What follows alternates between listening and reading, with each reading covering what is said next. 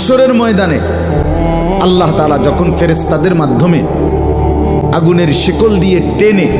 জাহান্নামকে হাসরের মাঠে এনে দাঁড় করাবে, মনে করেন এখানে আইনা রাখবে, আমরা সবাই তাকাবো, এরকম হাসরের মাঠে যখন জাহান্নামকে আনা হবে,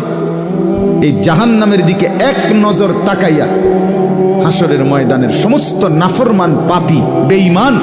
আবারও বলবে আল্লাহর কাছে, রব্বানা আখিরনা ইলা আজালিন করিব, আল্লাহ একটু সময়ের জন্য দুনিয়াটা আবার ফেরত দেন, হায়াত আবার ফেরত, সময়গুলো আরেকবার দেন, আরেকটু সময় দেন, নুজিব দাওয়াতাক, আপনার সব কথা তখন মেনে নেব,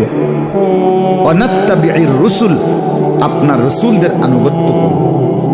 আল্লাহ বলবেন না, না বান্দা, এখান থেকে কাউকে আর ফেরত দেব না।